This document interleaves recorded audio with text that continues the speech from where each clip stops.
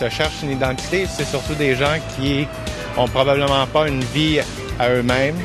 Donc, ils cherchent à s'identifier à travers ce qu'ils voient à la télévision. La vie privée, de toute façon, de bouche à oreille, est tout le temps transformée. Fait qu'on peut jamais être certain si c'est vrai, si c'est faux. Puis on porte des jugements là-dessus, puis ça sert à rien. Donc, c'est genre l'autre côté de la médaille. Donc, il faut qu'ils choisissent. S'ils veulent pas que leur malheur soit vu, ben, ils ne sont pas célèbres. Tout le monde veut savoir, genre, exactement ce qui se passe, les célébrités, blablabla. C'est pas une question de voyage, de curiosité, j'imagine.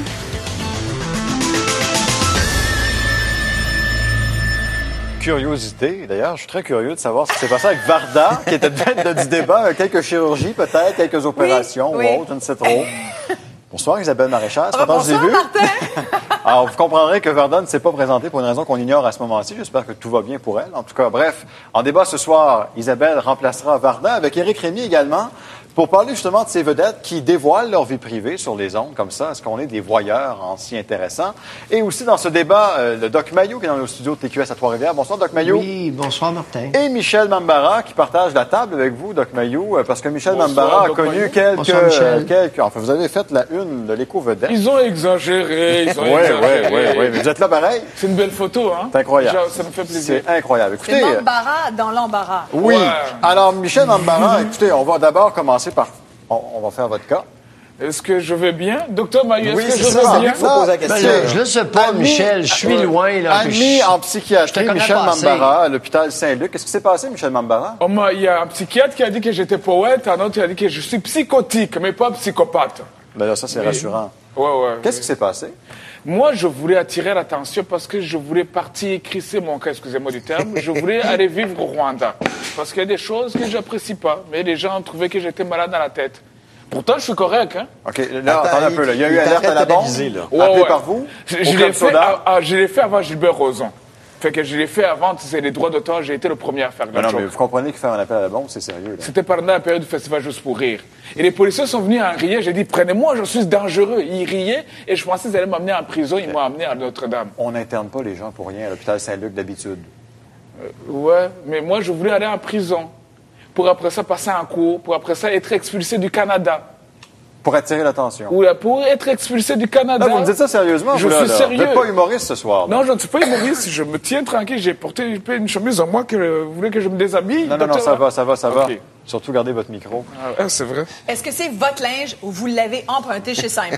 Cette chemise, vous avez déjà été au Rwanda, hein? Vous avez déjà été au Rwanda? C'est vraiment des produits rwandais, comme le corps, tout ce qui est sur moi, c'est du Rwanda. Il y a une grosse côte à remonter pour essayer, justement, Michel, de dire, en fait, publiquement au monde, écoute, donc, je suis pas fou. Ce que je fais, c'est une façon d'attirer l'attention. Je suis juste pauvre. Et là, j'ai attiré l'attention pour avoir une job. C'est vrai, ça, Michel? Mais oui, écoute. Mais ça a-tu marché, au moins? Mais pas encore, mais on m'invite à des émissions, je vais pouvoir partir avec un chèque et je vais pouvoir aider chez nous au Rwanda. Doc Mayou, je vous regarde et vous avez le regard, je dirais pas suspicieux, mais presque. Non. Non, c'est quoi? Non, Comment on qualifie? Non, veux-tu, je ne jouerai pas au psychiatre avec Michel, ça, c'est bien évident. Je l'ai pas examiné, puis j'ai pas de là-dessus. Par contre, sur la question qui est posée, est-ce qu'on veut savoir, est-ce qu'on fait du voyeurisme lorsqu'on s'intéresse aux vedettes? Je réponds non. C'est une curiosité légitime parce que une vedette, c'est une personne qui jouit d'une renommée. C'est une personne auquel on confère une crédibilité. C'est une personne qui peut facilement devenir une source d'inspiration. Alors, c'est bien évident que la collectivité qui s'est choisi un individu va manifester une curiosité face à cette personne-là, afin de déterminer jusqu'où elle va la suivre, jusqu'où elle va l'admirer, jusqu'où elle va lui attribuer une crédibilité. D'où l'importance, d'ailleurs, de ne pas dire n'importe quoi. D'où l'importance d'être responsable aussi du statut que les gens confèrent aux vedettes et aux artistes. Mais il est vrai que, je ne veux pas rire de la dépression, je peux avoir une dépression, mais comme on est une vedette, on n'a pas le droit d'être dépressif tranquillement dans son hôpital. Les gens me donnent trop d'amour et tout d'un coup, je suis obligé d'être souriant. Êtes-vous malheureux de ça, vous, là? Vous me dites, là, clairement, c'est pour faire parler de moi. Vous êtes content qu'on en parle? Oui. Alors, Allez pas faire la victime parce qu'on parle de vous. Mais justement, je ne sais même plus si je suis dépressif.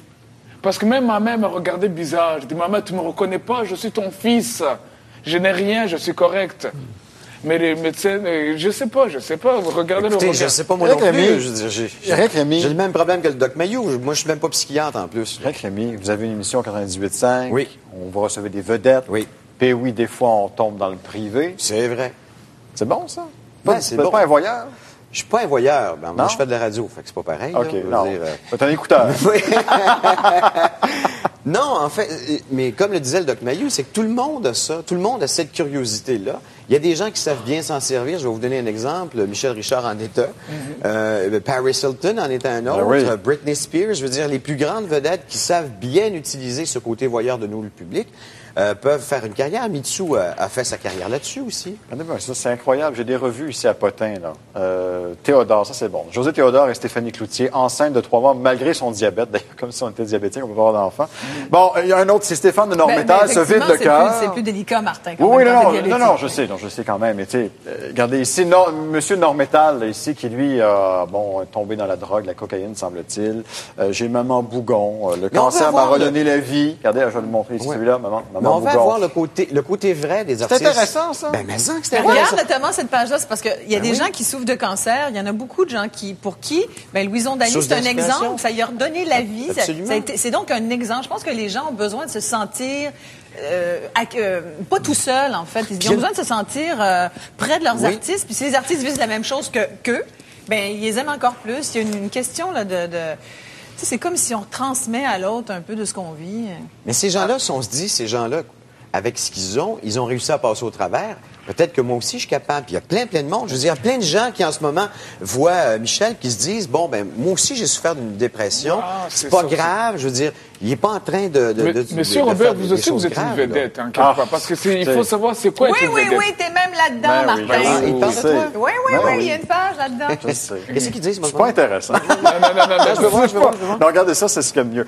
Non, mais Doc Mayou, je reviens à vous parce que, quand même, est-ce que c'est normal qu'on s'identifie à une vedette comme ça pour passer au travers des épreuves? Est-ce que c'est vrai qu'on le fait? Je pense à Michel Jasmin encore. Je suis content que tu amènes cette dimension-là, Martin. On véhicule facilement l'expression que le public s'identifie à une vedette. Je pense qu'il faudra en prendre et en laisser là, sur cette expression-là. Par contre, il y a beaucoup de vedettes, de personnages de premier plan qui deviennent des sources d'inspiration, qui deviennent des sources de réflexion. Et je vais te donner 2 exemples de vedettes qui ont avantage à être connus parce ils ont débordé. Pas nécessairement qu'ils ont débordé. Je vais amener comme exemple Céline Dion, une chanteuse vedette, qui s'est mise à critiquer dans un élan du cœur, supposément, la présidence américaine. C'est quand même pas anodin, là. Alors, on a avantage à la connaître afin de savoir si elle est fiable dans sa critique. Deuxièmement, Isabelle, tu viens de parler d'un candidat vedette qui s'est poudré le nez, qui se serait poudré le nez à cocaïne alors qu'il était ministre. J'ai sûrement mal compris, mais tu conviendras que c'est drôlement important pour une collectivité de connaître ce petit détail-là. C'est d'intérêt public. Mais là, on parle d'un politicien, attention. Quelqu'un qui pourrait éventuellement nous gouverner. On parle d'un candidat vedette. Oui, non, mais qui est en politique pour nous représenter. Une vedette ne nous représente pas nécessairement. Là, Céline Dion, quand elle a fait ses sparages, elle nous représentait pas. Je sais pas, je pose la question. Non, c'est ça, être vedette. Être vedette, c'est un personnage de premier plan. Oui. Alors, est-ce qu'on est derrière? Est-ce qu'on se tasse de derrière? Est-ce qu'on reste là? C'est pour ça qu'on est curieux. Écoute, on est même curieux de Chantal Paris encore. Oui, j'ai vu ça hier. Non, mais c'est vrai. Je veux dire, regardons les faits tels qu'ils sont. Je veux dire, c'est quand même pas la plus grande des vedettes, mais ces malheurs nous attirent. Écoutez, vous avez certainement eu des très bonnes cotes d'écoute hier soir. Il y a quelque part où nous sommes comme une famille aussi. Je reconnais ça. Moi, j'ai pris ça, nous faisons partie d'une famille. Ici, il y a quelque chose qu'on fait. Le public québécois, le public canadien veut en savoir plus. Mais ça vous inquiète pas qu'on puisse aller dans votre chambre à coucher, qu'on puisse vous montrer votre maison. Il y a des gens qui montrent leur maison, puis voici mon jardin. Là. Oui, mais il y en a quel est l'intérêt? Écoute, Éric, t'es d'accord? Il y a des vedettes au Québec qui ont fait leur carrière, qui ont basé leur carrière là-dessus. Là. Pas besoin de regarde qui fait les unes de magazines, regarde. Et puis, moi, je l'ai souvent dit, moi, j'ai refusé pendant des années de faire ça parce que j'avais pas compris que ça faisait partie du travail. Parce que moi, je veux le voir, ton jardin. Non, mais moi, je veux voir ta maison. Maintenant, tu sais quoi? Je me suis rendu compte que dans le fond, c'est pas tant que ça de donner ça aux gens. Les gens, ils sont curieux. Quand ils t'arrêtent dans la rue, ici, on a une espèce de vedettariat très accessible. Les gens, ils viennent te voir. Grande proximité. Oui, on a une grande proximité. Et donc, il faut aussi donner un peu de nous. Je pense que ça fait partie du jeu. Écoute, moi, j'apprends là-dedans dans le magazine. La semaine, quel bruit t'incommode par-dessus tout? Un insecte qui bourdonne en pleine nuit. Je suis sûr que t'es pas le seul. Non, mais je veux dire, il y a du monde qui sont comme toi, là. Il est vrai que de temps en temps, on sort dehors avec une mine patibuleuse. Tout d'un coup, on dit « Hey, salut Michel, ça va bien? » Et tout d'un coup, on est obligé de dire « Oui, ça va bien », même si ça va pas bien. Et on sait maintenant que quand on va magasiner, il faut garder nos factures. Ah oui, non, arrêtez-moi ça. OK, on parle. C'est vendredi, je le sens. Mélanie Ouellette est au téléphone. Bonsoir, Mélanie. Bonsoir. Est-ce qu'on est des voyeurs, les médias potins, tout ça? Je pense que c'est plus les journalistes qui font qu'on est voyeurs. C'est pas vrai. Attention, vous m'attaquez personnellement. Non, mais sans méchanceté, là. Sauf que moi, ce matin, j'ai pris la défense de Michel Bambara en lisant un article dans le Séjour parce que je croyais vraiment qu'il était psychotique et que je voulais, comme... j'ai appelé l'organisme Revivre même et M. Rémy, justement. Oui, c'est vrai, j'ai entendu votre message ce matin. Oui, parce qu'il y a une limite au voyeurisme, il y a une limite à la vie privée. Quand une personne est en détresse, on devrait la laisser revenir sur ses pattes. D'ailleurs, à moins que la vedette accepte. Oui, mais encore là, faut-il qu'elle soit en état d'accepter? Oui, c'est vrai. Moi, je savais, Michel Bambara n'était peut-être pas en état. Et c'est juste, là, je sais pas comment il est, là. Je lui dis bonjour Je en ne sais passant. pas moi-même comment je suis, ça dépend de vous. Mais vous savez, cette dame-là m'a appelé ce matin parce que, justement, elle s'insurgeait contre l'article publié dans le magazine 7 jours avec Michel en disant « C'est l'utilisation de Michel en ce moment, je trouve pas ça correct. » Un article de 2 pages, c'est bien ça que vous m'aviez dit, n'est-ce pas? Oui, exactement. Bon. Moi, je vois Michel en ce moment, de la façon qu'il est, je le vois plus de la même façon qu'on me l'avait montré dans les journaux. Exactement, moi aussi. Donc, j'ai une perception différente. Je fais... Au pire, il est en dépression, mais c'est pas si grave, mais il est pas attaché, là, je veux dire. Quand on dépasse la limite? Parce qu'on peut dire, oui, c'est de bon goût, Doc Mayou, on peut parler du privé des gens jusqu'à temps qu'ils soient consentants. À quel moment on dépasse, peut-être? J'ai en tête Michel Richard, qui a eu des problèmes dans un hôtel avec son chien. Est-ce que ça, c'était d'intérêt public? Est-ce que ça, c'est une bonne chose à savoir, Doc Mayou? Écoute, à l'occasion, le public aura sa façon de se venger d'une manipulation. C'est-à-dire? C'est-à-dire qu'il y a des individus il y a des personnages, des personnes ou des personnages qui vont se projeter eux-mêmes à l'avant-scène sans y être invités. Et le public, à ce moment-là, a sa façon de dire à cette personne-là, écoute, t'es peut-être pas un si grand choix que ça pour nous. D'ailleurs, il y a un retard. Si on parle de Michel Richard, elle devait faire le Théâtre Saint-Denis. On a dit qu'il y a eu des problèmes, mais je pense que c'était directement relié, la vente de billets, peut-être, à cet incident-là. Là, elle va faire le cabaret du casino, mais l'après-midi, elle n'était pas sur cette lancée-là jusqu'à temps qu'il y ait ce problème-là.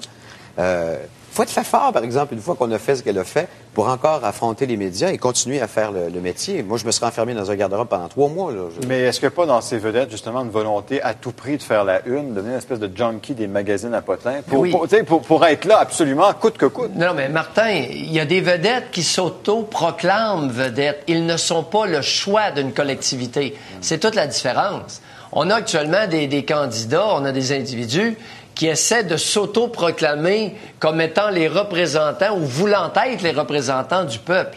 Le peuple va décider. C'est la collectivité qui choisit si un chanteur, un humoriste, un politicien, n'importe quel artiste, un animateur, n'importe quoi, va être une personne d'avant-scène. C'est pas l'individu qui dit, moi, clic, je veux être d'avant-scène.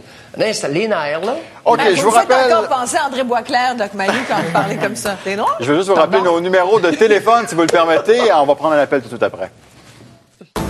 Pour nous joindre de la grande région de Montréal, composez le 790-0874, ailleurs au Québec, le 1-877-790-3535 et par Internet au www.tqs.ca. On parle à Mike Bellil au téléphone. Bonsoir. Bonsoir. Alors, est-ce qu'on est des vautours, nous les journalistes, ou ça fait bien l'affaire des vedettes, peut-être? De l'art des vautours, mais je remarque, par exemple, que le journalisme québécois prend un gros exemple sur le journalisme américain à sensation. On est bien loin pourtant. On est dans des années-lumière. On est encore loin, mais je pense qu'on prend une tangente. Même que je prends au Québec, c'est beaucoup différent par rapport au Canada, le reste du journalisme, par rapport aux vedettes. Mais il y a un adage qui dit « parlez-en en bien, parlez-en en mal, mais parlez-en ». C'est une vedette ou quelqu'un qui est une publicité, quelqu'un qui est une vedette est forcément une publicité sur pattes. Donc, faut qu'on en parle en bien en mal. Hier, ce que j'ai trouvé déplorable de Chantal Paris, justement, avec son conjoint, c'est qu'ils se sont défendus, puis malheureusement, ça a été un mauvais coup pour eux. Vous en achetez de ces magazines-là? Non, moi, je lis ceux que ma coloc ramène à l'occasion. Mais vous les lisez? Mais c'est ça, je les lis, ça me fait plus rire que d'autres choses. Je prends ça avec un... Oui, tout le monde dit ça. Merci beaucoup, Mike. Tout le monde dit ça, ça fait rire. Ça, on les lit pareil. C'est quoi, 7 ou 9 magazine, personnes? je pense que c'est à peu près une quinzaine de personnes qui vont le lire, puis un papier, là, c'est à peu près une dizaine de personnes. Ouais. Puis si c'est pas plus, là... Ouais. Mais il y a une différence entre appeler le magazine pour parler de ce qui nous est arrivé et par exemple, moi, je peux appeler Ecovedette pour qu'ils mettent en page couverture. Puis vous venez de parler de 7 jours. Est-ce que vous avez donné votre accord? J'ai appelé en disant que j'aime la photo, mais je sais pas où ils ont pris l'information. Puis surtout qu'il s'est passé beaucoup de temps. Dans 7 jours, où c'était arrivé, cette affaire-là, je veux dire. Je ne sais pas qui est la personne qui a donné toute l'information sur les personnes avec qui j'ai travaillé dans le show business. Mais il s'est passé combien de temps entre le moment de la première page puis l'incident en tant que tel? Ça faisait une semaine de ça. Okay. Je ne sais pas qui a donné l'information. Moi, je n'ai pas appelé Ecovedette. Non, mais on dit en général au Québec, tout le monde donne son accord pour ce genre d'article-là. Non, pas tout le temps. Non. Parce que c'est souvent de toute façon, Ecovedette, tu te demandes pas ton avis. Non, c'est ça. Non. Après, tu as des gens qui t'appellent, qui disent on veut faire un reportage avec vous. Est-ce que vous voulez, oui ou non? Ça dépend desquels, en fait. Ça dépend des magazines. Les magazines qui vont dire, vous allez approuver la photo, les bonnes vignettes, le texte, de les relire, voir si tout est correct. Ça, c'est la règle habituellement dans les magazines, mais pas dans ce genre de publication-là. Martin, je veux dire, ils sortent ça, là, il y a un point qui me chicote, là. Ça fait les 2 personnes qui ont appelé. C'est la faute des journalistes. C'est les journalistes qui font qu'on est voyeurs. Je trouve pas ça fort comme réflexion. Non, moi non plus. Les journalistes écrivent ce qu'ils croient qui va être lu.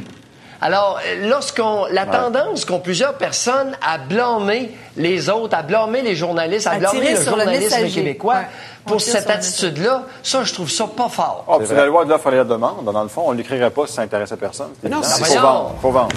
C'est sûr. OK, on fait une petite pause, si vous le permettez. Le temps de 2 minutes. Je vous rappelle notre question ce soir. Vie privée des vedettes, sommes-nous voyeurs quand on s'y intéresse? On revient dans 2 minutes.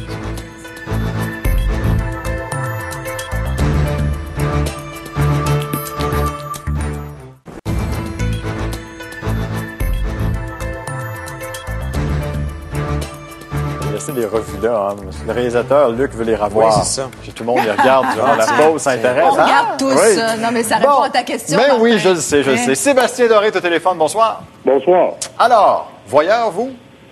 Pas voyeur, mais le sujet qu'il y a eu aujourd'hui avec M. André Boisclair dans les médias, ça m'affecte un peu dans Pourquoi? le sens où c'est toujours de la façon dont c'est traité. Tous les médias ont traité ça un peu négativement, ce qui est arrivé. Puis moi, ce que je recherche dans un représentant du peuple, c'est quelqu'un qui a vécu puis qui a de l'expérience. Puis si en plus de ça, il peut avoir vécu, peut avoir eu de l'expérience en étant en étant jeune, pas être un dinosaure comme M. Landry l'était, tant qu'à moi, ça peut pas nuire. Donc, dans le cas d'un politicien, ça peut être intéressant, si je comprends bien. Oui. Dans le cas d'une vedette, M. Mambara qui a connu des problèmes, est-ce que c'est le même cas? C'est de valeur pour lui, puis c'est de valeur que ça se retrouve dans les médias. Je pense que ça aide pas à une personne aguerrie de se retrouver comme ça dans des manchettes. Merci, M. Doré. Michel Mambara, alors c'est un jeu que vous jouez, vous? Pour moi, si les gens ne m'harcèlent pas trop, on peut s'amuser avec ça.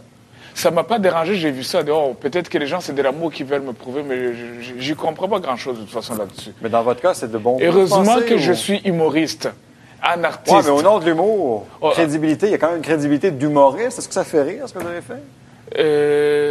Là, la question devient un peu embarrassante. En fait, moi, au départ, il y avait des choses dans le show business que je n'acceptais pas. Alors, c'est peut-être le moyen que j'ai utilisé. Mais sinon, je voulais pas que ça soit autant médiatisé. Je sais pas. Qu'est-ce que vous n'acceptez pas? Le fait par exemple, si j'étais hospitalisé, je voulais pas que les gens le sachent. C'est sûr. Pour pouvoir bien guérir de ma dépression, s'il y a dépression, il y a. Mais sinon, maintenant que c'est sorti, je n'ai plus le droit d'être déprimé. Je dois être hip, oula! la vie est belle. Non, vous avez le droit d'être déprimé. Oui, absolument. Ben, moi, je trouve... Pourquoi Doc vous auriez Mayou, c'est vrai, ça? Les vedettes peuvent-elles être faibles à un certain moment? Regarde, dans le cas de Michel, peu importe ce qui soit arrivé, je ne crois pas qu'ils doivent s'inquiéter de l'agressivité ou d'une intrusion là, de la part du public. J'ai l'impression que le public québécois a quand même de la classe. Oui. Et Michel, j'ai l'impression que tu n'as pas à t'inquiéter de la réaction du public face à ce qui t'est arrivé. Et beaucoup de compassion, d'ailleurs, je dirais. C'est ça. Oui, j'ai pas senti ça agressif. C'est pour ça que je suis venu ici. Je suis tout à fait d'accord. Non, s'il se met pas les pieds dans les plats, tu comprends, s'il déraille pas, il n'y a pas de problème. Mais les gens vont dire, ben écoute, ça m'est arrivé aussi dans un moment de ma vie. Tout le monde va se dire ça. Mais dans le cas d'André Boisclair, puisqu'on en a reparlé tout à l'heure, c'est autre chose, parce qu'André Boisclair se présente, c'est une personnalité politique. Isabelle, Monsieur Norbourg, on aurait eu avantage à être beaucoup plus curieux. Merci infiniment à vous quatre d'avoir participé à ce débat. 65% avaient répondu oui à notre question, 35% non. Un policier asiatique et un flic américain. Est-ce que tu parles un peu français?